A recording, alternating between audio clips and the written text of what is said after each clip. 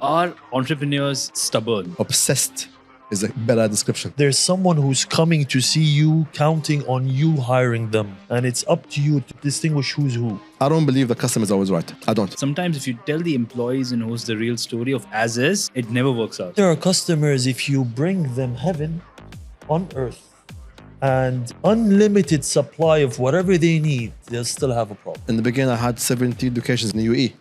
Now I have only one because that's the only one that actually makes money. When you start revolving your whole business around the satisfaction of others, there's no way you won't succeed. This is a hard journey, right? This is not someone who's coming in and knows everything is set and I'm just going to sit here 9 to 6 and do things. I don't think it's for everybody. It's not. It's just a sexy word for everywhere. I'm an entrepreneur. It's like, no, you're not. You're self-employed. If anyone wants to pursue entrepreneurship, they need to master self-love. That's when you know between you and yourself you're doing the right thing.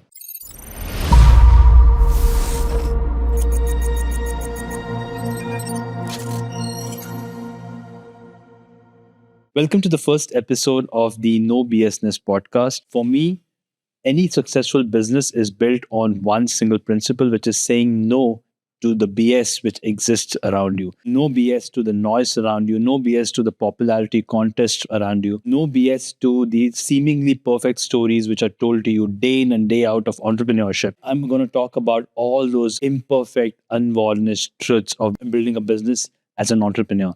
And it is not for everyone. That's what we're going to talk to about with fellow entrepreneurs. We're going to share their stories completely raw, uncut, about what it takes to build a successful enterprise. And today we have two successful entrepreneurs who've exactly done that. Today we have Ahmed, who's the founder of Aqua Fun. He's popularly known as the Aquaman of Dubai. He has successfully built the world's largest floating water park right here in Dubai. And he's also the proud recipient of numerous titles, including the Guinness Book of World Record and Entrepreneur of the Year, and the list goes on. And joining Ahmed, we also have Omar, who is the founder of Urent. Urent is a marketplace for car rentals in Dubai and has successfully disrupted the space. Does a complete 360 by letting people rent cars from car owners who have become business hosts in the platform rather than from faceless agencies and organizations. Welcome to my space, guys. Thanks for having us. Thank you for having us. One thing which characterizes both of you in the same light is you have built something which in its sense doesn't exist before you guys decided to do something, and you've made it to be really successful and scaled it up. What's the pros and cons on pursuing business ideas which didn't exist before versus some which may be profitable but existed before? So many cons, of course. Trying to people, because again, imagine this. You wear a lens and this lens sees that goal and that vision. And you're the only person who sees it. So trying to convince people, hey, this will work. This is a good idea. This is a profitable idea. This is a scalable idea. This is an awesome idea. Convincing people, sometimes you have new ideas that the laws have not even yet caught up to it. Correct. So you have to create a new law or a system for that to be approved.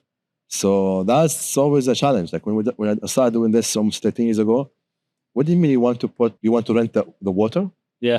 What do you mean by that? And that was a big problem, trying to get them to understand and get the permissions from that, and then everybody saying no. Okay, tell me why no. Yeah. Give me officially why is a no. Absolutely. So you can counter that for you. Yeah. And step by step, it's not. But that's the thing about it. Like, how do you see solutions? Are entrepreneurs stubborn? And what difference is that quality than someone who's just stubborn in real life, right? Obsessed is a better description. Right. Yeah, obsessed and possessed with with making it happen. We understand what lonely is, and we're happy with that space. Correct. It's a very lonely space. It's not. It's a very testing space. It's a very pressure all day, every day. Yeah, you know that. Yeah. I mean, it's more or less the uncertainty. It's someone who's stubborn outside of being an entrepreneur has some, maybe childhood trauma or self-related issues that he needs to deal with that root way back from his childhood. But when it comes to entrepreneurs and being stubborn, they're stubborn for a reason, because we've made it this far being told by many people and many sources you're not going to make it. Correct. So we're stubborn from that angle because we're trying to prove to ourselves, not to people, correct, that we can continuously break these barriers without getting the kind of approval or reassurance constantly from people. Because I found out maybe 2-3 years into when I first founded my company, that it's more of a spiritual journey than a business journey, because becoming an entrepreneur is shedding. It's a constant cycle of shedding and rebirth, death and rebirth. And what I mean by death and rebirth is death and rebirth to one's inner self. So when I reach a plateau while I'm moving in my entrepreneurial journey, I know that there's something I have to change in my environment, the people that I'm around, in myself, that only then will I ascend to the next cycle. Right. So once you kind of understand that, that's when you will understand that it's a game. Life's a game. Yeah. And it's just like completing quests, how you people, play these online games. Some people, and it's the best way to put it out there, some people choose to finish the career to 100%. Some people give up on the career mode at 40% and opt out for free play. Right. So that's what I see majority of people around us. We are the ones that stuck to the career mode, regardless of how hard it was. What is that point when you say, perhaps I need to cut my losses here? Is that even something which exists with an entrepreneur? I don't think so, do you? I don't think so, because here's the thing. What I learned from being an entrepreneur is there's always another side. So there's always, no matter how, and that's where faith comes into play. Right. See, that key word here is faith.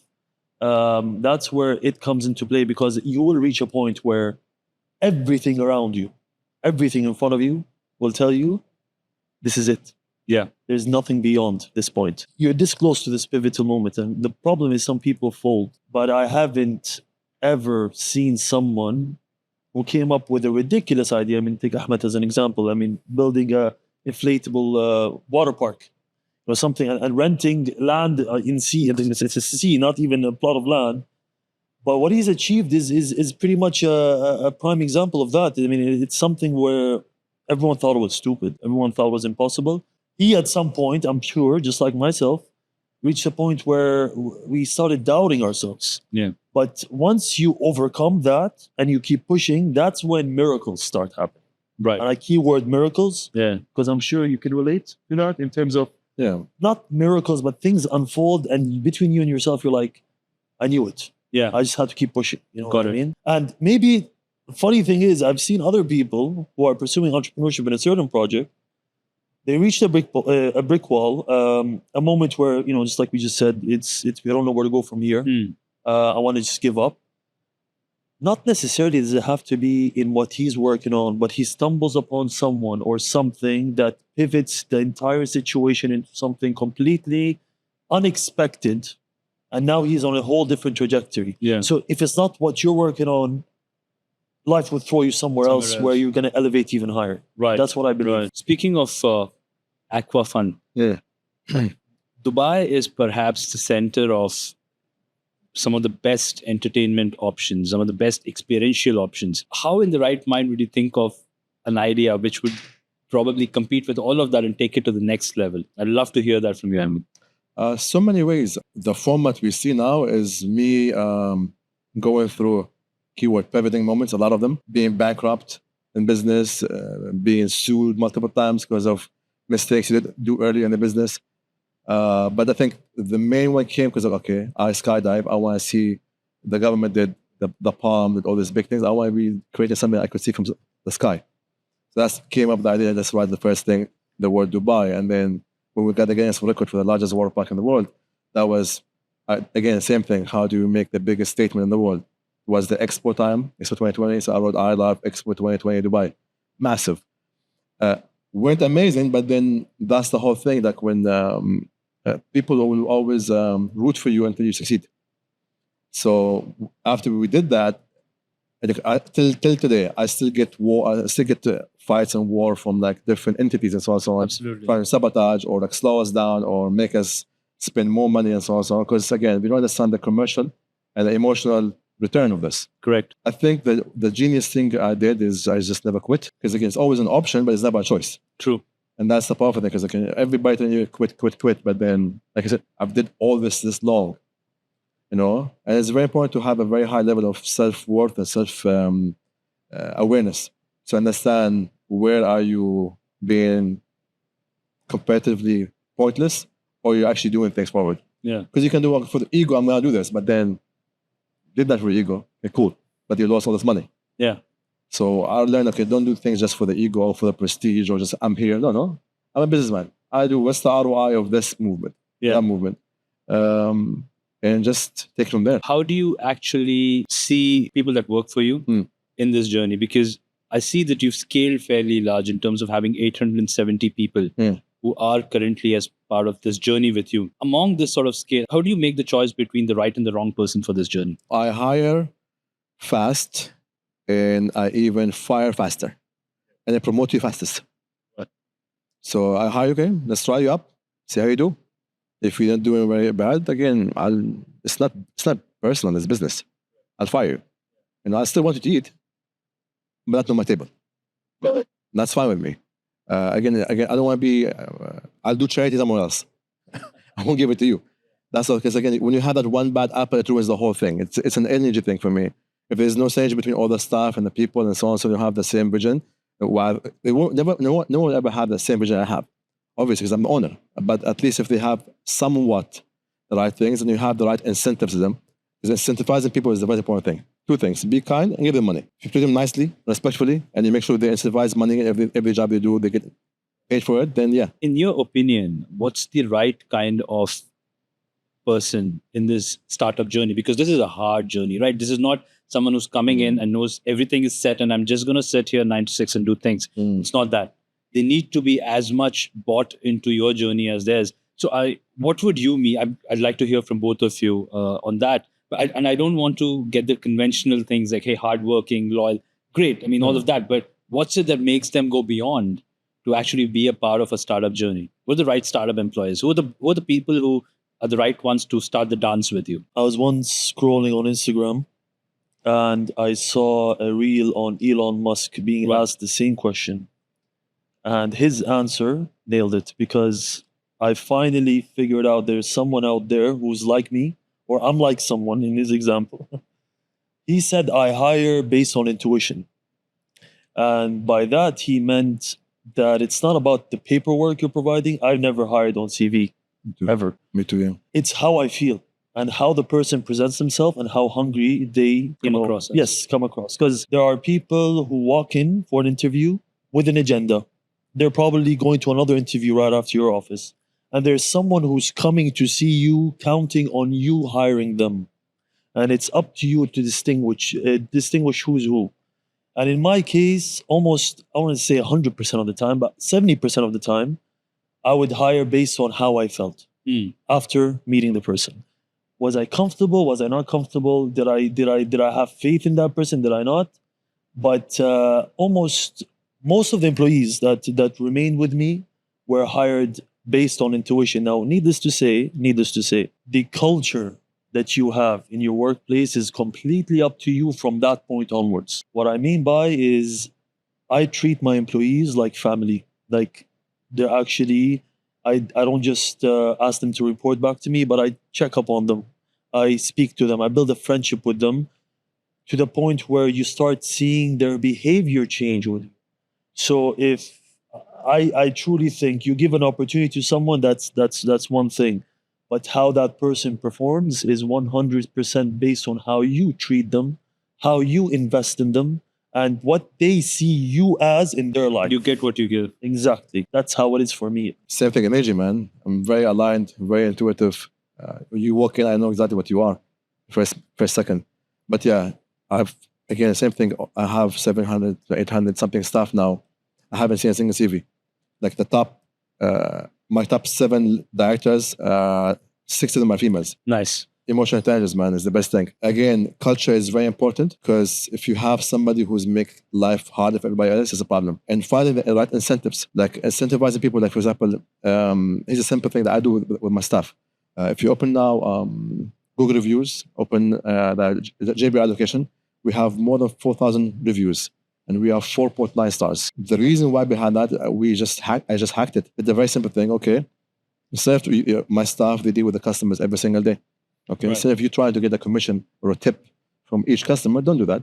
Do a great job with the customer, and before they leave, hey, give the business a review and mention my name. End of the month, I see how many reviews under your name. Each review, I pay you amount of money for it. That amount of money compounds, becomes even bigger than your salary. So now the customer's got an amazing service. The company gets an amazing review, and the staff gets incentivized and do the job right. So all three are winning. Got it. And that's a very hard thing to do. How to figure out a win-win for everybody. But because I treat it as we're all human. Companies and businesses are nothing but other humans. Got it. So how do you become likable and work with them in that way? Simple as that. Absolutely. Yeah. Absolutely. And over a period of time, I think people start looking and valuing that. They have conversations with each other about, hey, I got this many reviews. You got these reviews. Becomes competitive in a way. Exactly. Yeah, Exactly. It becomes competitive. Because we know this. I know these three guys are very good with kids. Yeah. I know these two guys are very good with families. I know these guys are very good with girls or with guys. Yeah. So I know. Now we know who's good with what. Absolutely. In terms of the business, when it comes to managing entertainment experiences, I personally believe that it's a very complex business. Extremely complex. Because one, as you rightly said, there's this mix of hospitality, people delighting other people. Then there is this aspect of it being physical, but also there is an intangible service, right? Yeah. For someone who's looking at this right now and sort of aspiring to build an entertainment experience, what are the kind of revenue sources on a larger level, on a broader level that Aqua Fun sort of gets in? And what are the costs which are the real contribution to the expenses for the business? If you can give us a breakdown of it, just for everyone to understand that. Different layers, to be honest, on one layer. I mean, of course, you have the rent and the salaries. That's a big chunk, Correct. Of course. There's always the consumptible stuff, like, the drinks, the water, the socks, things people are using once and they throw away. These are very good things because these are very volume driven. Correct. So it's very much scalable. So you have margins on top of that. So you can, let's say you get something for 1 dirham, say 5 dirhams. So you create the need and you supply the want for it. Right. So you do this together. That's a very, very important thing. I think one thing which I really found was a brilliant stroke from you was, of course, you want to sort of get revenue from people who experience it, but you've also built a revenue out of branding. Yes. Like an outdoor branding exercise, which a lot of people don't realize perhaps is the future of entertainment experiences in that sense, right? Because I have an example of the Eye in Las Vegas right now, where they've actually built a huge eye pupil looking building. Yes. And it changes its display every sort of regular times when there's a movie launch or when there's something new, some new celebrity coming on town.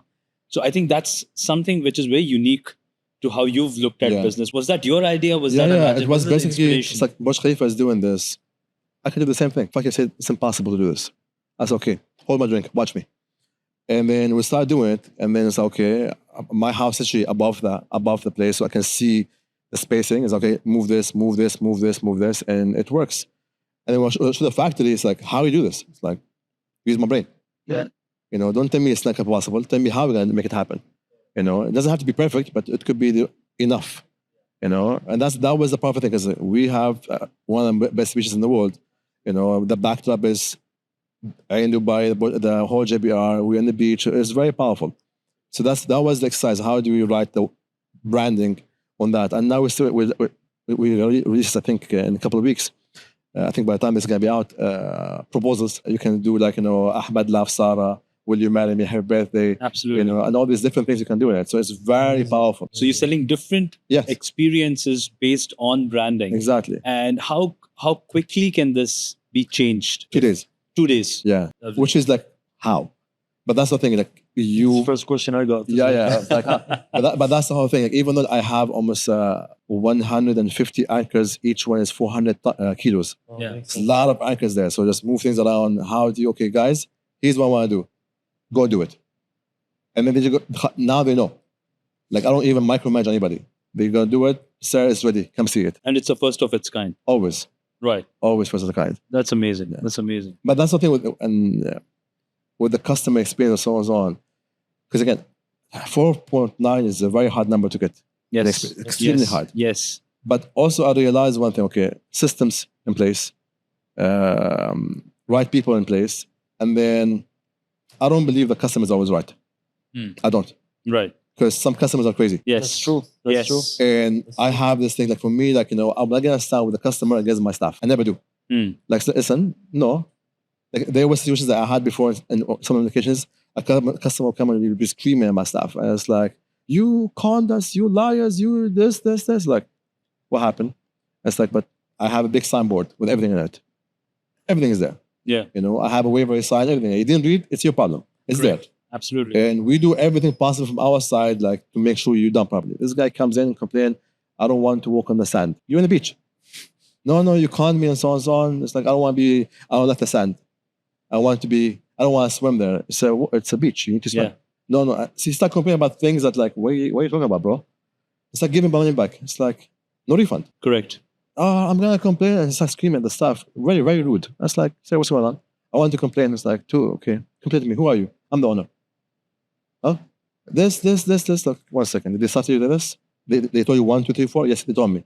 Did you see the signboard? I saw it. Okay, so you have eyes. Is working for you? 1, 2, 3. You can see it? Yeah. So nobody conned you. You have problems with them. Absolutely. It's like, what? I'm the customer. It's like, yeah, I'm the owner. What are you going to do? Yeah. I can vouch for that. And then I was like, my back, sure, no problem. Yeah. Please apologize to the staff. What? Apologize to the staff. Correct. I'm sorry. Yeah, I asked the staff, are you okay with the apology? Yes, sir. Okay, here's the money back. How long he was there? He was there for half an hour. Okay, deduct this much money from it. Yeah. Give the money back. Well, just go talk to anybody. Yeah. But again, you're not going to come in and assault my family, my assets, because you feel some kind of way. And it also sort of causes this irreparable damage to the culture. Yeah, because again, when they know I stand next to them, they're going to give extra to the company and the business because, hey, our back has been taken care of. You know? 100%. That's very important for me. Absolutely. Yeah. What about you, Umar? I mean, have you undergone something similar? Oh, Of course he did. oh. Tell us some stories. I'll tell you stories on stories. Horror stories only horror stories. Look, I came to the conclusion that customers, there's 3 types of customers. There are the customers who really just need a service. And even if you meet the service at an MVP stage, a minimum, yeah, they're satisfied. There are the customers who are honestly great customers. They don't complain. They come and they are, constantly returning to rent or use your services. And then there are customers, if you bring them heaven on earth and unlimited supply of whatever they need, they'll still have a problem. Right. I'm completely with them on this because in my case, it's a bunch of hosts, which we call business owners or anyone listing on Urent, and customers. Correct. Now, for the most part, we usually stand with the hosts, but at the same time, there's a saying that goes that customers are always right. I'll tell you a quick funny story of one customer by the age of 23 or 22. Yeah, I'm already thinking what's going to happen next. I'm not going to mention names or nationalities here. Yeah. Just a customer that came about, called me, was Ramadan. He rented a car on our platform. Host accepted the booking. Later finding out that he was under the age of 25. Right. Which goes against his insurance policy, meaning this driver cannot drive the car with the insurance provider. Right. And then he gave me a call. I just spent all my money. It was around 3,700 dirhams for like 3 weeks, Nissan Patrol. He's like, I just spent all my money. First of all, he called one of my admins and made her cry because of how rude he was. She then called me and I could tell from her voice that something was wrong. I was like, what's going on? She was like, this happened, I don't know what to do. I was like, don't worry about it. Give me. And so many scenarios come where I take over and I have to take over to kind Absolutely. of like. So I took over, I called the guy, and immediately, as soon as he found out, you can relate that you're the owner, his tone changes. Very respectful, I'm like, first and foremost, why are you yelling at my employees?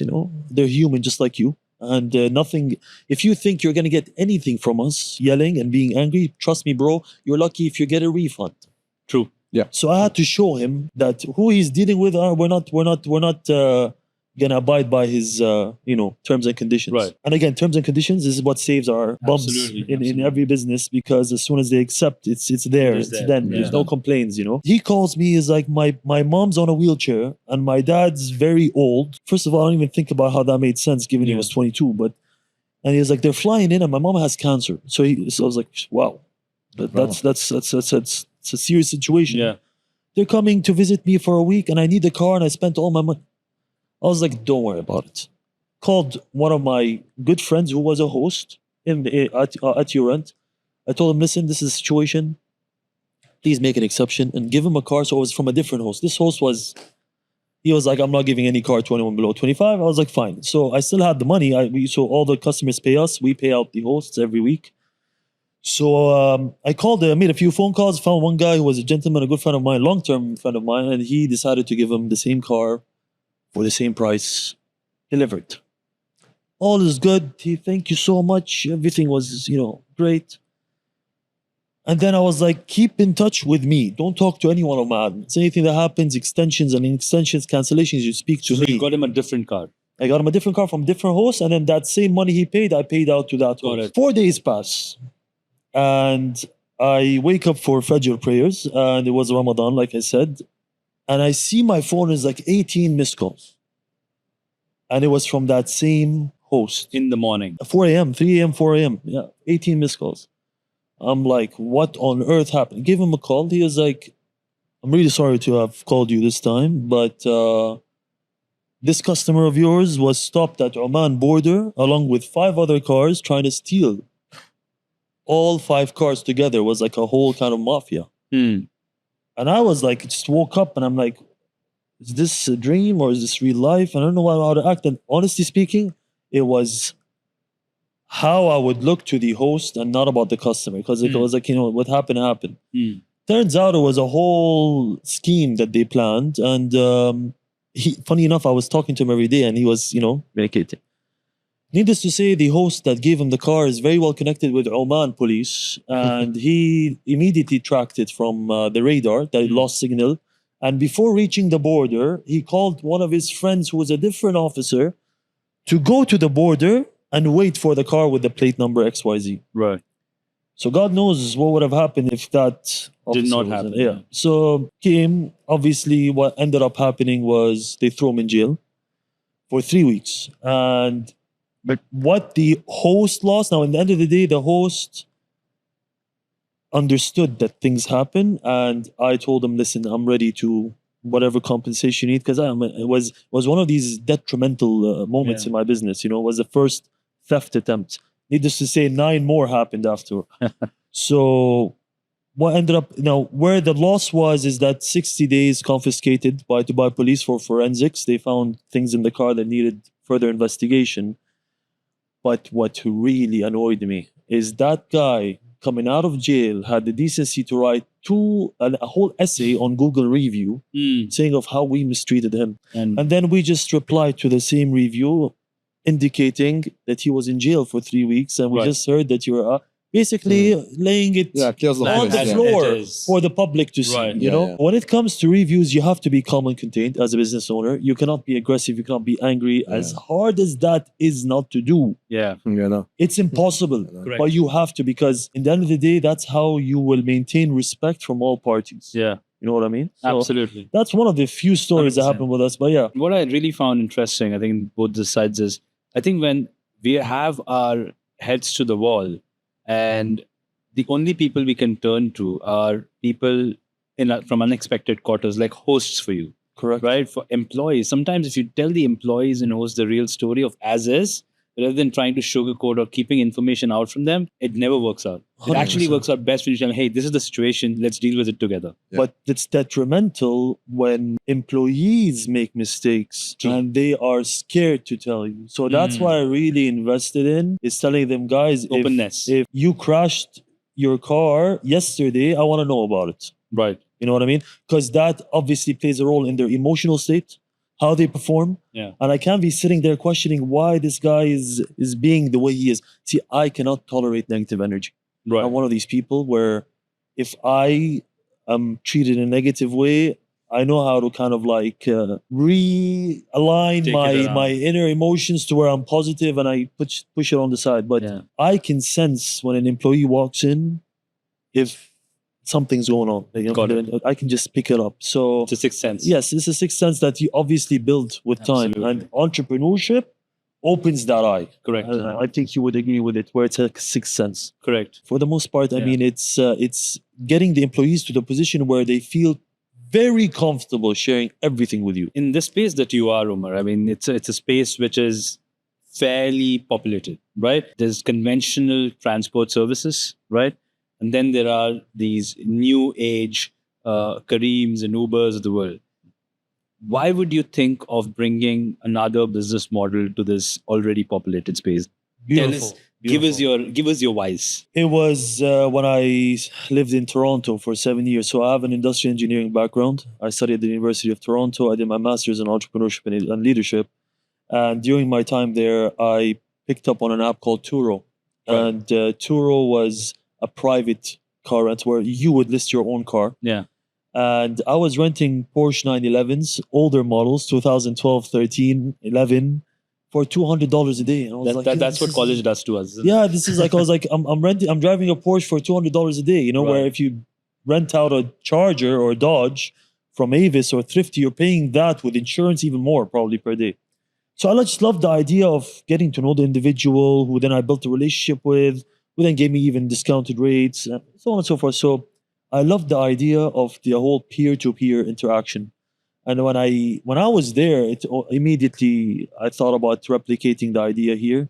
Same hurdle. It wasn't regulated. Activity did not exist. The only marketplace activity available was buy and sell, Right. which is like Dubizzle. Yeah. So I went up to them. I was like, Dubizzle, I want to recreate Dubizzle, but focused on mobility, but for rentals.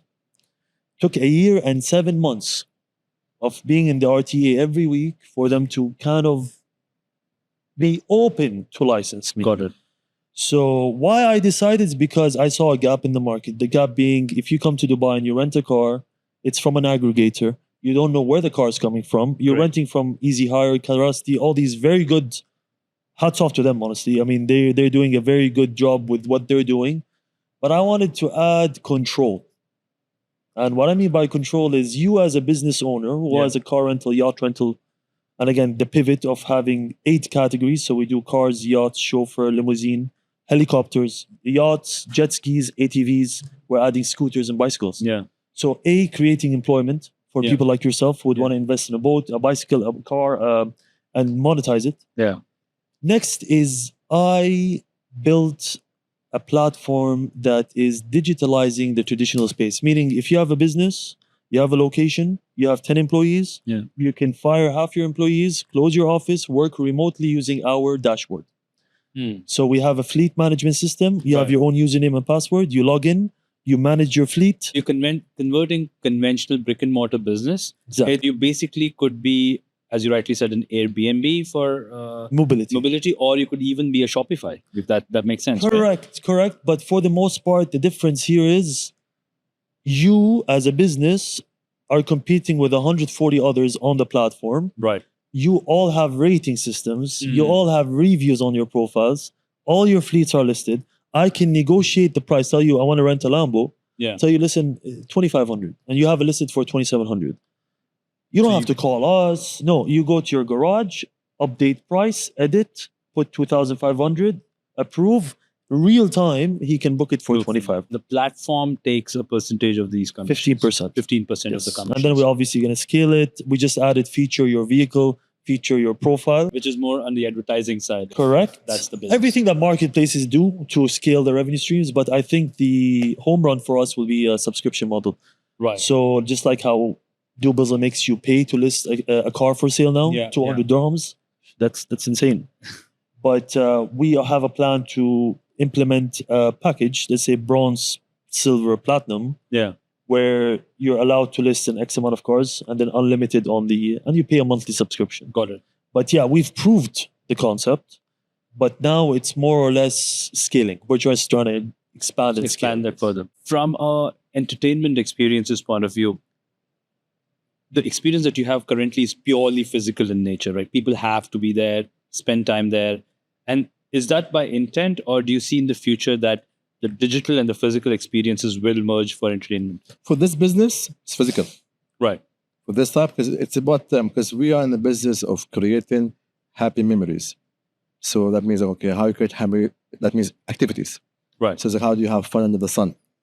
You know, how do you do activities, you and your sisters, your family, your daughter, your son, with your friends, your colleagues. So that's the idea. And like, again, we do different formulas, one on the sand, on land, and one on the water. Right. So both are different experiences. Right. Yeah. So But that's the idea, like finding the right locations and put them there. what do you see this future of this business in itself? Because right now there's, let's say, one location for this. Do you see this expanding further to multiple locations? We have 34 locations now.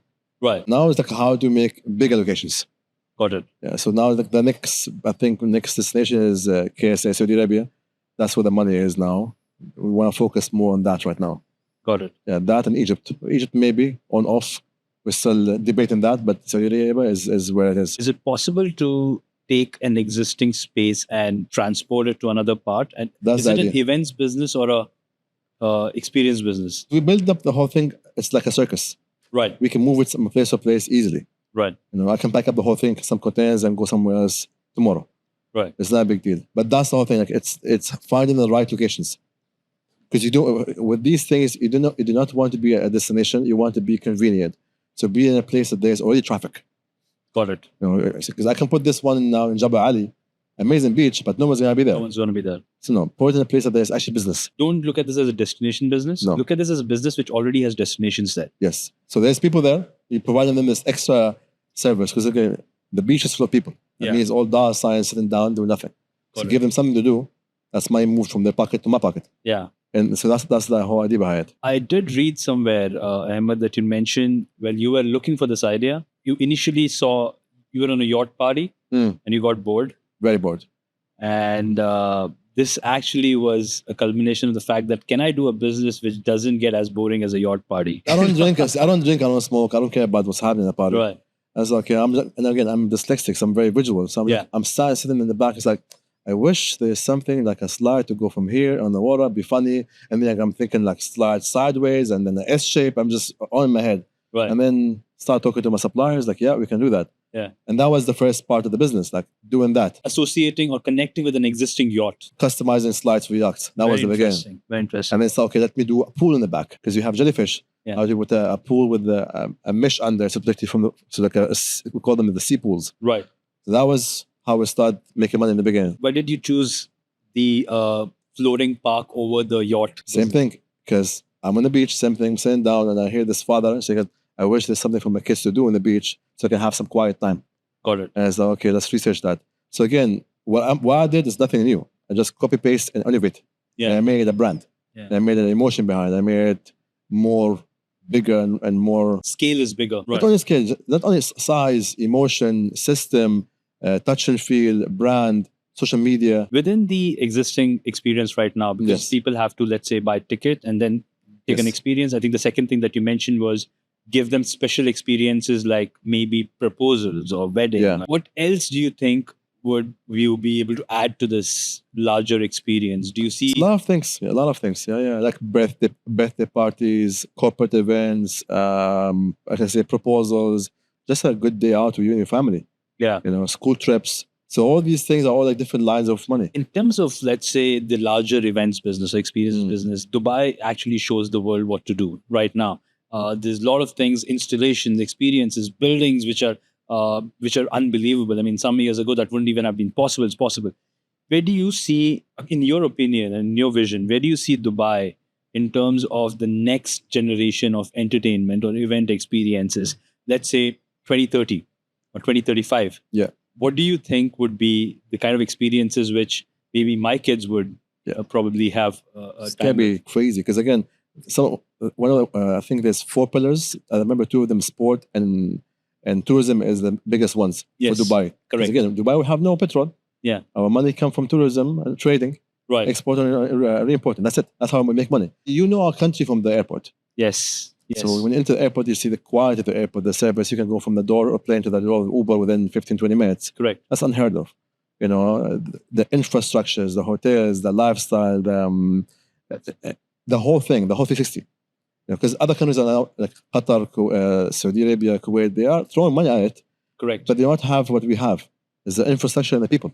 And the vision. Yes, and the vision. Absolutely. Because you need the people to do it. Infrastructure, we have all that ready. Correct. We have the right people coming in, and we have the right leaders leading us towards making this happen. Because making new laws that will make my project, his project work are pretty fast Absolutely. compared to anywhere else in the world. Yeah. Because there's less, there is bureaucracy, but it's less than anywhere else.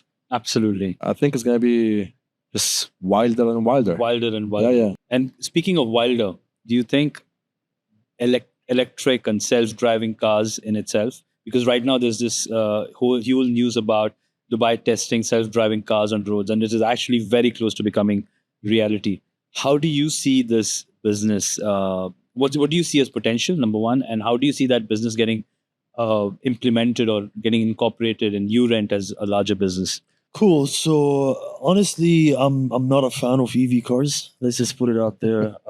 Me too. I would never buy one. Right. I think it does more harm Right. to the environment than actual the fossil fuel cars, but or it's called petrol. But for the most part, when it comes to self-driving cars, I've seen a couple actually already doing deliveries, food deliveries, or Yeah. but I've been on a pilot stage. Correct. It's like on a pilot stage still. That's the beauty of Urent. An office called us around 3 months, 4 months ago. It was some Qatari prince who opened a helicopter tour company, and he had around 5 helicopters just opened, and he was like, "How can we collaborate?" I was like, "It's very simple. I will create a new category. You tell me how you run your business. Hmm. What do you need displayed to the general public? And you tell me what you would like to change from a time to time basis, and I'll build it through tech." Now, one of the key advantages that I have is the fact that studying software engineering, being a UI UX designer, Right.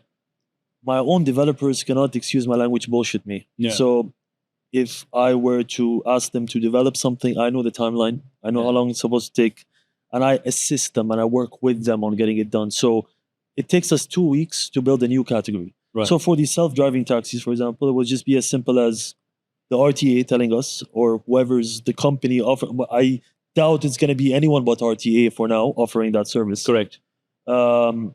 It would just tell us, okay, so the parameters are such, the rates are such. We build the category, and then we give them the credentials of their account, username, password. They are now able to log in, add more cars, remove cars, adjust prices, adjust locations.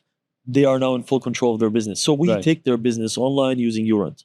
Now, where I see it going in the long run, we are already seeing a massive amount of articles that are talking down on EV cars just purely because of Ford as an example. Ford just closed their production for EV cars, and it's just they're losing a lot of money. There's not enough charging stations around. I feel like EVs will eventually become for those who are, the elites, in a sense where they have it, they use it, but they also use gasoline cars. But they have that electric car. It's an option. Correct. Look at how long it took to get to the point where now we have enough gas stations, and even those on rush hours are packed just for refueling your car, and that's in 3, 4, 5 minutes, full tank, you're good to go.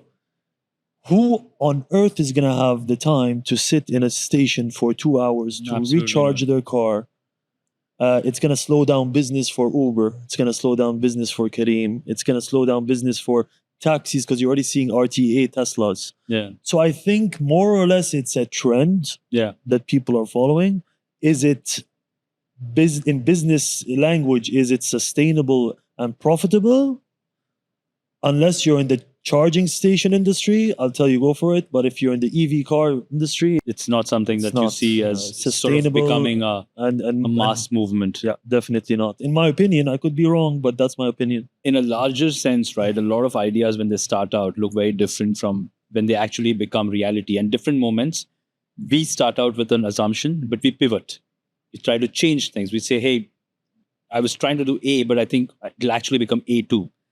If there's a moment, Ahmed, which we could talk about where you saw a certain direction and you thought, okay, maybe this is a far more realistic and probably a much more attractive business proposition. If there's any moment like that which you can talk about where you realize that, hey, this is maybe something which may not be working, but I think I should go for this, which is a lot more lucrative and a bigger option in that sense.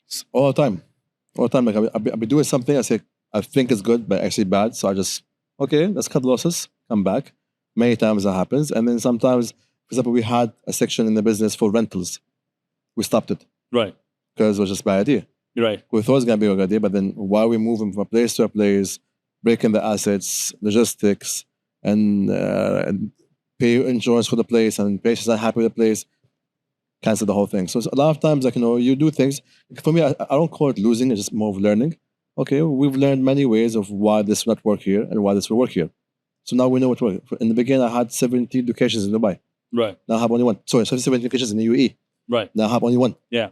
Because that's the only one that actually makes money. Yeah. All the other ones, they just, okay, I'm there. It's a part of the learning process. Yeah, okay, I'm there, but then I'm not making money. This one is paying for all seven. It's Right. like, why? And then the quality control becomes less. The service is not there. People are stealing the money. It's like, you know what? Let's not do that. Yeah. Sometimes it's better to create one monster and make it really a big monster and make it the one, then do multiple ones that are small, small, small. Absolutely. That becomes like your centerpiece. Yeah. That was the idea how it became the biggest one in the world. It's actually become that, right? Like Yeah. one of the most successful. Because you want to do like 3 locations, it's like, parts. why I'm doing this to myself?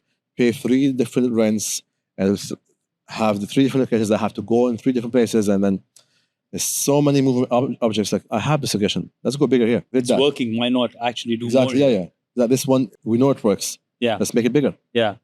And I think speaking of that, I think at different points of time, you also look at people and you hire them for a reason. And when that doesn't work out, you need to also speak the truth and try to say, hey, I need to cut my losses. We need to fire. Oh, yeah. Has that been a conversation you've gone through? I'd love to hear that. I know we've spoken about it, Oh, yeah. but I'd love to hear it from you. We had one location, was very, very big location. We had a lot of staff there. I've trained every single staff personally. Did I hear that right? You said you have trained every single staff personally. Personally. Wow. And I gave each one of them a manual personally. Wow. And then each one of those individuals have been warned 3 times. Okay. So 1, 2, 3, 1 is like, guys, your customer, we do customers, you do better than this. You can't be sitting down on your phone or be eating in front of the customers. It doesn't look nice. And then one night I was like, okay, guys, end of the day, team meeting, okay, you guys, I'm just mentioning names, okay, you stand here, you guys see you tomorrow, you guys, you're fired. 74 people out. How did you feel? It was hard, but then, back? but like, if I didn't do it, I would close the company. Yeah. Because that was a big, like 74 people, that's more than $250,000 dirhams Correct. of salaries. Yeah. And it's like, okay, there's so much high operational costs and there's no revenue coming in. Yeah. If I continue doing this, I'm going to be in minus. Then I'm going to have to pay you guys afterwards. I'm going to be paying my kidney to pay you. So I'm not doing that. Yeah. And again, it is what it is. Yeah. I think there are 2 sides. An entrepreneur always lives with these 2 sides. Yeah. One is the side which has the right for the business. Yeah. The other one is the more human side. The and emotional aspect. the emotional aspect. And I think the real success is determined when the entrepreneur chooses the right side of the business rather than Yeah. the emotional side. It's hard. Yeah, exactly. That had to be done. It was hard, Exactly. yeah. Because again, I'd be hemorrhaging money for no reason. Again, I wanted to eat at my table. Yeah, It's nothing personal, it's just business. exactly. If I see a street, I'm going to still say hi to you. Exactly. That's it, yeah. Yeah. And again, and one more thing, like, with business, the team that you have that gets you up to $1 million is one team. But the team that gets you to 10 million is another different team. Right. And a team for 100 million is different team. That's So very you have true. to understand, like, okay, your capacity is amazing, but only till this part of the milestone. That's very true. And then you need to figure out, okay, I'm going to hire somebody more expensive and more professional and more better, and then get you that next milestone. Next milestone. I'm going to outgrow you. Yeah. So you either continue doing that part or try to come and learn and adapt, evolve with me. it. Yeah. You don't want to be having this thing we call founder syndrome. Yes, I'm the best who can do this. 100%. He's the best who can do everything. But then the issue is this, when it becomes micromanaging everybody and then slows you from growing. Correct. Because okay, I'd rather be, okay, here's a task that it takes me, let's say, 4 hours to do. Okay, you can take a day. You can take 2 days. But then, because that would empty that 40% time for me, and I can focus on what I do much better. So again, sometimes, like, you better have somebody else who can do a 50%, 60% job of what you can do, and then you can scale more. Correct. So that's the hardest thing, letting go of your authority and power and be able to delegate. Ego. Yeah, and delegate. Yeah. Delegating is very hard, Absolutely. especially in the beginning. It Yeah. is. And I think sometimes what happens is the more you micromanage a person, you realize that that person is not right for you. You cannot change Yeah. people, man. Yeah, you can't change yeah. people. Yeah, At least at this stage. It's very hard. Yeah. Don't do it. 100%. I agree with everything he said, and it's. I think one point that I encountered, maybe you encountered as well, is sometimes things just go wrong in the business. It's nothing to do with anything. You can't pinpoint why things are going wrong, but then you do your best, you maneuver, you battle each obstacle, and things only get worse. That, my friend, is when the problem becomes the people with you in the Correct. company. There's something wrong inside that needs to be dealt with. And that was 99% of the time. Sometimes for me, it was resignations versus resignations from the tech department. See, the tech department, it's impossible to keep developers Correct. nowadays. Today he works for you, tomorrow he has an offer from Emirates Airlines for double the salary. I was never one, and I learned this very early on. You want to go, go. There's no way I'm going to keep you against your will. That's not healthy. That's Yeah. toxic. Correct. And that will just create unwanted, it's a parasite. It's a in the toxic workplace. culture. It's a parasite in the workplace. So anyone who resigns, please, by all means. But I can tell you 99% of the people who resigned came back at some point and asked for their job again because they saw what it was like and how I was with them. And that's when you get your kind of like, I won't even call it a glorifying moment, but that's when you know between you and yourself you're doing the right thing. Yeah. Is when people come back to you later and say you are the best that's ever been as a leader in the business, and I wish I can work with you again. Well, maybe one day. Yeah. But to me, I have people who were offered contracts and turned them down and chose to stay with me. Those are the guys who I give skin in the game. We call it employee stocks, employee grants. They get skin in the game in the business. But I think for the most part, when it comes to employees in general, as what Ahmed said, it's hard to separate your emotional from what needs to be done. But you get to the point where you let that suffering happen inside, but you don't show it. You just keep moving. You just move on. Absolutely. Moving on, in terms of manifestation, right? Entrepreneurs, we believe in the power of miracles. A lot of people, unpopular opinion, a lot of people would say this on camera, saying that a lot of things that I've done as an entrepreneur, some things I'll attribute to me and some things I won't attribute to me. Probably a majority of them I wouldn't attribute to me. How important is miracles in your life? How important is manifestation? Do you actually follow a process towards envisioning how things should be? And have they turned out to You be? want? I go or you go? Go. Go for it. Okay. I go first. Let's catch it up. To me, I've lived through it. Yeah. I'll tell you a quick example. I founded the company 2017. I partnered with X person. That X person took all the money. Yeah. So I lost over $1 million dirhams in a span of 9 months. I had to pick up the pieces and continue from zero developing the product. Obviously, there was legal cases back and forth for a whole 8 months after that, while building my business, while approaching the RTA for a license. When I finally got the license, which was in 2020 March. Right. Do you remember when that was? That was the pandemic. That was when a month before they Closed everything. So I'm coming to get my license to operate after 2 years of misery. Sorry, until further notice. There's an anti-climax happening. Yeah, no, they told me we cannot issue the license until we see what's going to happen with this lockdown. So I waited up until December of 2020. I kid you not, I had 1.5 million in debt. And I'm not ashamed to say that. I think the whole world needs to know what real entrepreneurship is. Absolutely. 1.5 million in debt. Legal fees that I had to still pay. Obviously fighting what was owed to me. Approaching the RTA, continuously saying, tell me when you're going to give it to me. We don't know. Okay. Keeping the few investors that were with me, on a positive note, obviously, because I'm the type of person, when I have investors with me, that's on my neck. That's my responsibility. Absolutely. That's something that I cannot lose. Correct. But I was at a point where even they, I kid you not, they're still with me today, and they would tell you the same story. They came to me after seeing the misery I've been through, and they told me, Omar, if we lose all our money, it's fine. We've seen you struggle, and I gave them a look as if they insulted me. It's like, bro, if you think I'm doing this for you, you're in a different spectrum. I'm doing this for me, but you guys believed in me.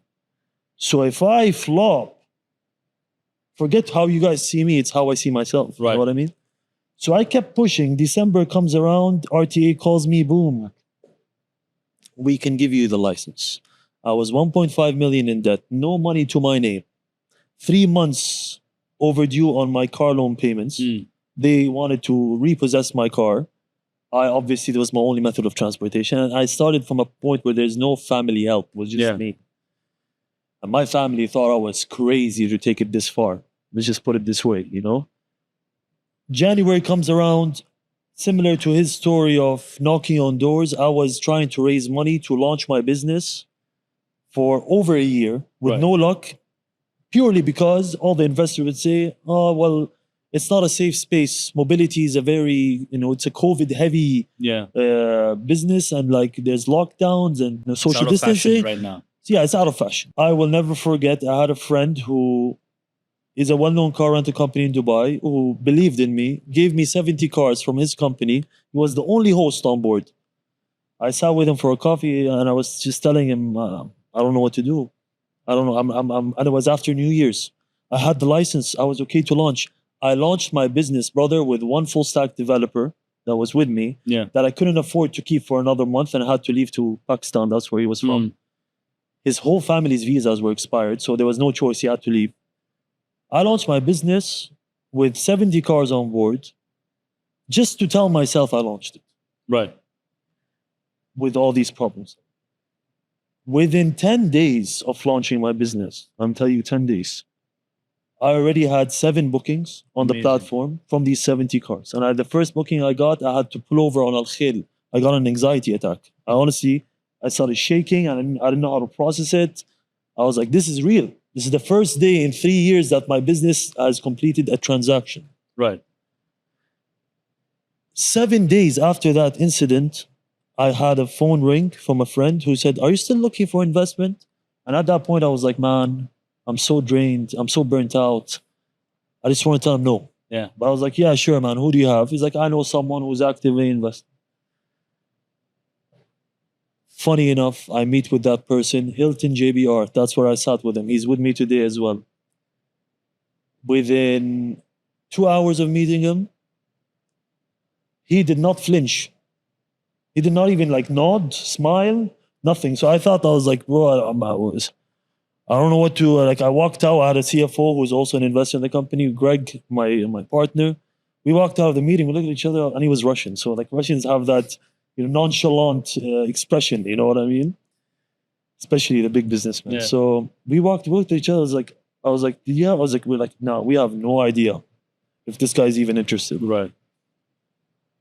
3 days after meeting him, I had $1 million in my account. Wow. He called me up. He's like, I believe in you. I see something in you. We're not going to worry about the paperwork. Right. Here's the money. He wired the money. He's like, go continue building. Yeah. We'll worry about the paperwork later. That, my friend, within 10 days, my whole life changed. And sometimes the best support comes from unexpected quarters, right? Like it always comes from unexpected quarters. That's what eventually becomes a chase. Yeah. See, I think you would agree. It's you start, when people tell you, man, what are you going to do? I was like, bro, it's going to happen. I don't know how. I don't know when. But maybe tomorrow going to the mall, I'm going to bump into someone. That's what I started believing in. Right. These opportunities that it's all divinely planned. It's orchestrated. Absolutely. And it's just life testing you. How bad do you want it? Correct. That's it. Absolutely. And I think from a point of, let's say from our business, some of the best clients that we've worked with are clients who I probably meet them once in a year, right? And then the ones that we really are constantly up and meeting and extremely close with their families, unfortunately, those are not the clients who really are the ones who contribute to your business. It's a paradox, isn't it? What do you think, Ahmed? Yeah, it's true. It's very true. From a point of manifestation, I have heard of this fact that there's this one glorious month in your recent life where you've been celebrated from Guinness Book of World Records, from different award ceremonies, and being rightfully so one of the business personalities who's created their mark. How did that 1 month happen? Happened after 10 years. 10 years of work. There was a phase I did 57 months of not having a day off. 57 months of... Oh my God. So no days off. Like every day I was doing 9 to 20 hours every day. That's 5 years. Yeah, 5 years. Not having a day off. That's brutal. Yeah. I was fighting to go back to zero. Yeah. The same thing. I had a partner who came in with me in the beginning, some of the wrong contracts. left me with 4 cases and $2 million, $2 million dirhams in debt. Fight that and try to make money and pay debts, renegotiate everybody over and over again, renegotiate over and over again, stress, trying to open new locations and okay, how you pay for that? Open a location with no money. Like I actually convinced the supplier to give me that on payment terms, launch the location. After 2 months, realized the people I was renting from, the developer, big name, he didn't even own the land. It was owned by the government. So now the government saying, hey, what are you doing with my land? It's like, I have a contract. It's our land. So now the developer takes my checks and sues me with my checks for the rent, for the location he doesn't even own. And then the government takes my asset away till you sort out the permissions. Amazing. And then you have, so all these things happen at the same time. So 3-4 months of just like every single day, either you're in police station, court, lawyers, municipality, or in bed dying. Basically, trying to cash flow, you know how it is. Stress. And then like eventually, okay, it's gonna work out. Then okay, we get the contract. Now I want to go back to my location. They told me you can't access our land. You want to come to the water, to the beach, come from the air, or come from the sea.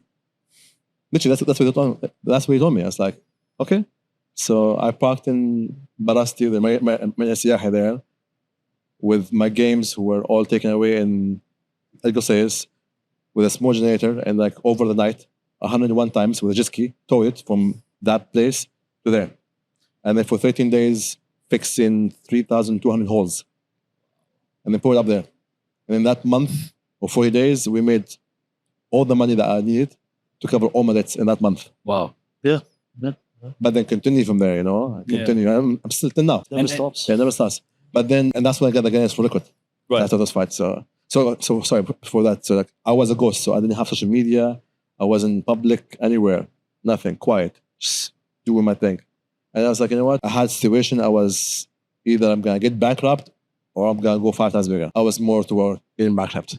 Right. I was like, okay. And it's like it comes back from the first thing. What is the relationship that you have with yourself? Are you your best friend or are you your critic? Right. You can't Very be both. true. You can't be both. Very true. Either this or this. Yeah. I'm a best friend. You know, I'm a big believer in myself. I have a single doubt on myself. I never doubt myself or God or anything. It's not in my head. Okay, let's take this horrifying situation. How are we going to go back, convert it to positive and times 3. Yeah. And then within 2 hours in my head, I came up with the idea, let's make this biggest one. And then, okay, then I was talking to my friend. He saw me actually last month. He's like, Ahmed, I was with him and I was like, okay, I'm going to make the biggest one. I'm going to go on social media. I'm going to become viral. I'm going to get these awards. I'm going to have interviews with these big people. He looked at me, yeah, sure. It's like, and I can see he didn't believe what I was saying. Because everything I was saying was ridiculous. Right. It was ridiculous things I'm saying. But that's how you manifest things. You only see them happening. You do not see why will it happen. You let go of the fears to let in what you want. Yeah. And that's what I did. And then within that month, I got the Guinness World Record, then Entrepreneur of the Year, and Emerging Business of the Year, and CEO of the Year. All in the same month. The same month. Next month, I started doing podcasts, and I went viral. First time, and the second time, and the third time, and then my page grew to where it is now. Which we all know about. Yeah. As they say, rest is history. 100%. No, it's not history. We're just stretching now. No, I'm serious. We're just stretching. Yeah. I'm going to warm up soon now. Yeah. There's more to do. It's amazing how adversity, in your case, has actually created a business model, right? Yeah. I mean, you found a place where you were going through disputes on rent. You said, listen, it's the place in this planet where there is no rent, and that's water. Now they want to charge me rent for that water now. Right. They're telling me, no, we think that we should pay this much money. It's like, on which basis? Right. This is what the community said. Like, but okay, give me in the base. What he just said right now goes hand in hand with a saying that I believe in. It says like new levels, new demons. Right. Yeah. You get problems, you're doing something right. Right. Yeah. You don't get problems, you're not doing anything. Yeah. Correct. Honestly. And You have to ruffle feathers in a way, 100%. Back to what he was saying. Back in the day, my younger years when I was still a teenager, and I used to see these people who were like, oh, I'm going to be this, I want to be that. And I used to see them and go like, oh, this guy's delusional, you know what I mean? Mm. Then when I started pursuing entrepreneurship, every time I heard someone speak of things that are just a dreamer, in a sense, I'm going to be this and I'm going to do that, I'll be the first to tell everyone he will be that. Right. Because of the way he's saying it, you know what I mean? Yeah. Because Look, there's nothing easier than giving up. I'll tell you that. Correct. There's nothing easier than giving up, and it's the easy way out. Absolutely. We just go, in your own cocoon, you disappeared, which is a lot of these gurus that Yeah. make a lot of money and disappear, because it's not, there's no solid foundation, Yeah. and here's the thing, when you set out that intention to the world saying, I'm going to become this person. So that's hurt. That prayer is hurt.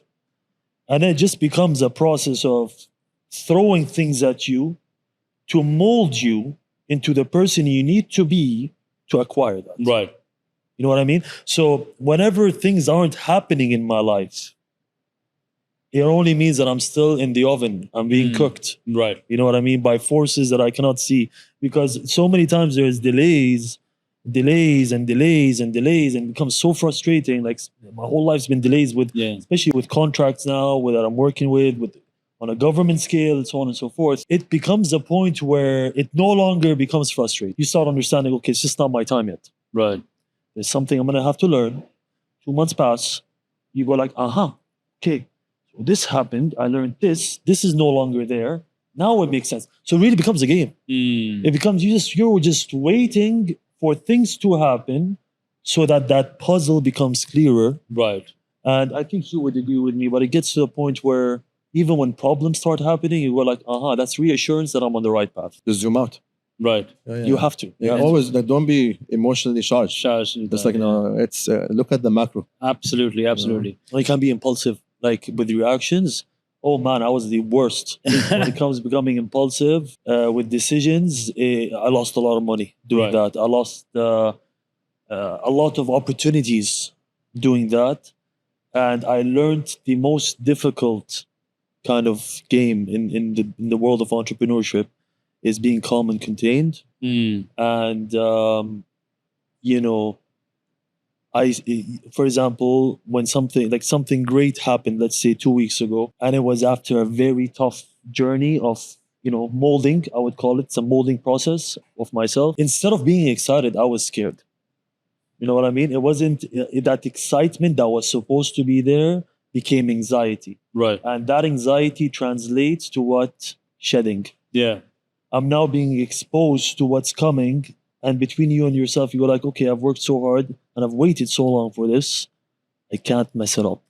So all the mistakes that I've done in the past are supposed to be now non-existent. Yeah. So I think that and being aligned with that and knowing exactly what's happening and aware of everything that's happening is the real sort of but difference. hardest thing to kind of master. Yeah. What would be your earliest memories when you decided to be an entrepreneur? Let me decide. It just happened.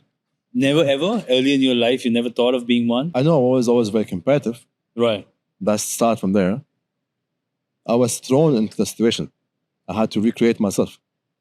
Because I always had like a big managerial corporate job, and then one day they said, hey, you've been redundant. Right. Okay, 6 months salary leave. It's okay, fine. No, you find a new job. Never thought of going back again to a I corporate. did 73 interviews. Nobody wanted to hire me. And it's like, no, That's you. a sign. Yeah, That's a that's sign. fine. Yeah. That's And a then I sign. had an accident, and then like I couldn't walk for 40 days. I was in bed, slept disc. So I had to face every single demon in my head. It's okay, now what? Am I gonna cry about this, or are we gonna recreate myself? Are you going to be your best friend? Yeah, recreate myself. Yeah. And that's when Aqua Fun idea came up. Yeah. And that the first year, no money, zero. Till the last day of the first year. Yeah. And then next year we got investors, made all the money, and then like 6 months later, lost all the money. Yeah. And then next 3 years, just fighting back to get back to zero. Yeah. Literally fighting back to go to zero. Absolutely. I want to go to zero again. Zero is nice.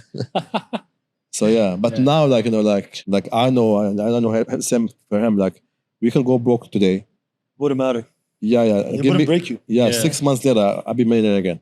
Yeah. Because now we know. Yeah. Now we know the formula. It's me. What would you say your reckless 20-year-old back of the mistakes that happened then versus now? Look, the difference I think between me and Ahmed is the fact that I did things that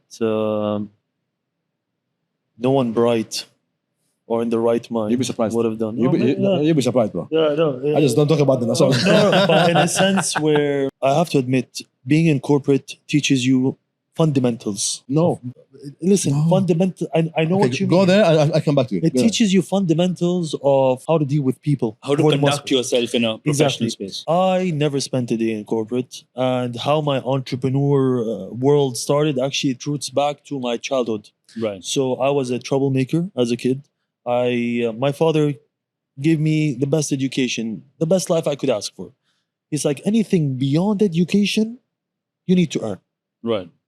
You know, my sisters, you know, they had everything they wanted, and I'm a single boy in a family, so I don't have brothers.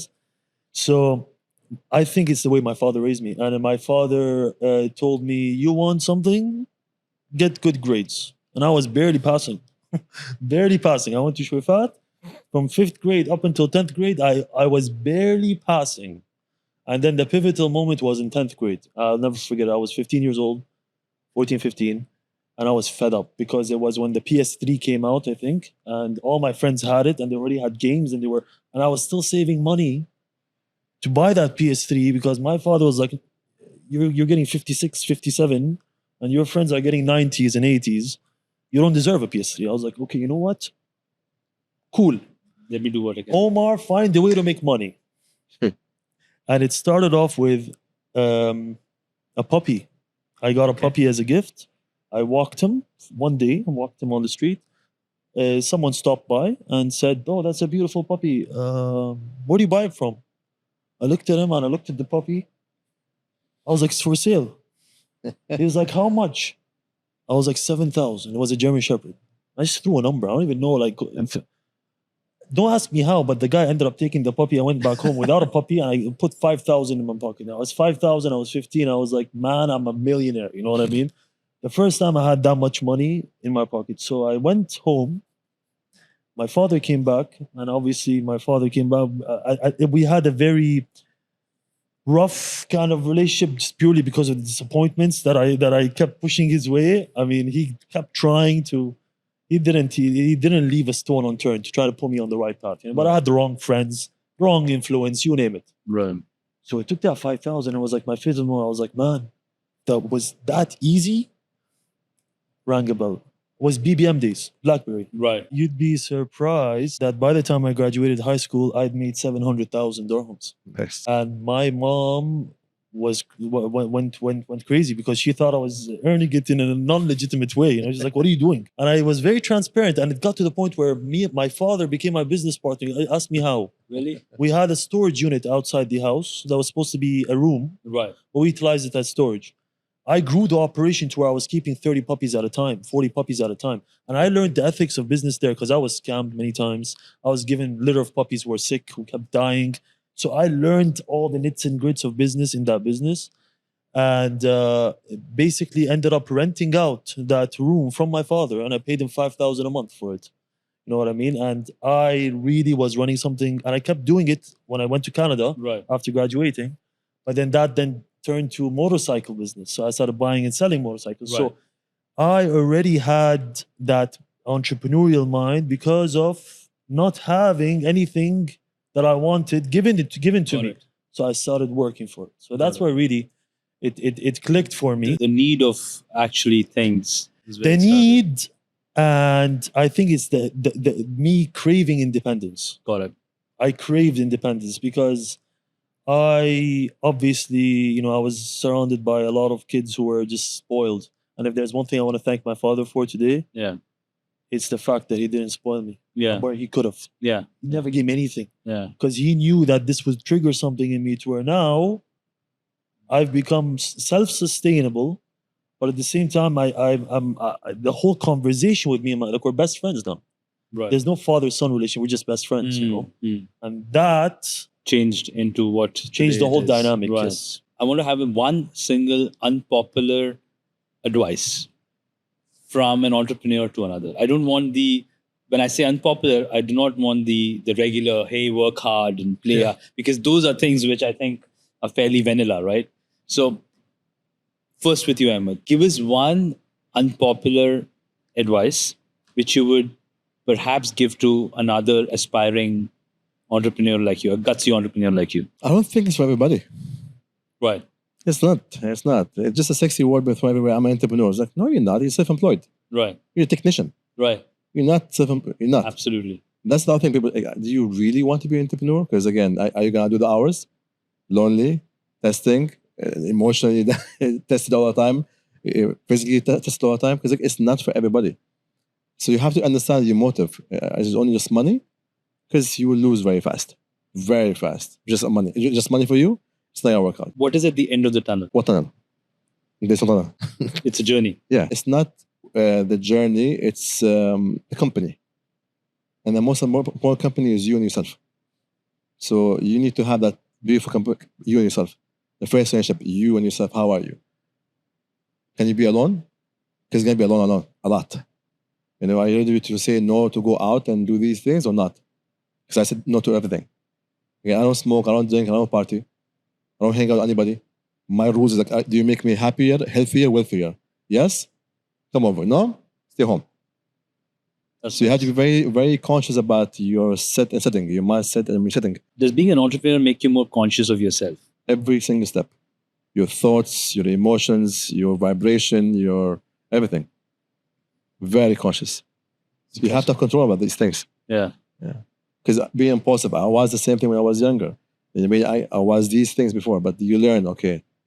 So now when things throw at me, so breathe. 10-second rule. Yeah, Practice breathing yeah, techniques. breathe, drink some water. You know, analyze this with data. Understand the data, not the emotion, the data. Remove yourself the emotional part. What's the data behind this? Learn from that part and then react to it. Absolutely. You know. What about you, Omar? What do you think is that one unpopular advice that you have for fellow entrepreneurs? I'll give you two instead of one. Number one is aligned with what he just said, but I think if anyone wants to pursue entrepreneurship, they need to master self-love. And by self-love, I mean you need to focus all the energy on you, because if you are going to be looking at anything outside of yourself, you will stand no chance being an entrepreneur. Absolutely, because everyone was going to, you need to be prepared for being shot down every day by many. And if you're going to get hurt and, you know, have these little emotions triggered, you might as well just, you know, Stay home. Go work for a company and, you know, let someone pamper you and do that stuff. It's a very lonely road. There's a lot of sacrifice. But another thing that I would even say before this is setting your intention between you and yourself. If I'm going to set an intention of starting an entrepreneurial journey to become rich, I'll never be rich. Ever. You know what I mean? If I'm going to set an intention of creating something to have a positive impact on myself and the world, especially in his case, also in my case, we're serving people. We're serving the general public. You know what I mean? We're in the business of what I like to call delivering experiences. And when you start revolving your whole business around the satisfaction of others, there's no way you won't succeed. And that's where it roots back to intention. Because if your intention is money, you'll get burnt out for 6 months and you're not going to see money, man. There's 6-7 years you will not see money. Yeah. There's nothing lavish about becoming the first 6-7 years. Till that pivotal moment happens. And by the time you get there, you'll be in a point where you don't want anyone to know you have money.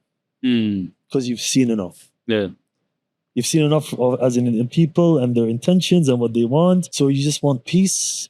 You want family, your closest brothers around you, enjoying that with you. You know what I mean? So setting your intention. So if you said between myself, I want to start this business to be remembered as the person who created this that's going to revolutionize whatever XYZ, you will make it. If you set an intention, I just want to be, so I can buy a Bugatti and I buy a Bugatti and buy a Ferrari and I want to be rich, and it's all selfish, you will not get there.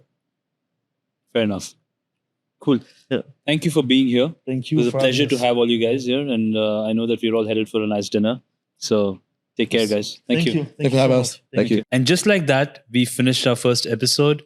And I am so delighted to see that more and more entrepreneurs are going to come here, talk about all the raw and uncut stories, which makes their eventual journey so memorable. I'm going to do this 2 times in a month so that you guys can know the real, raw, uncut stories of how entrepreneurs are building their businesses. And these businesses are disrupting and are completely tearing down business models which have existed for eternity. So, for more brutal, real, unpopular truths of watching entrepreneurs tell us their journey, keep watching.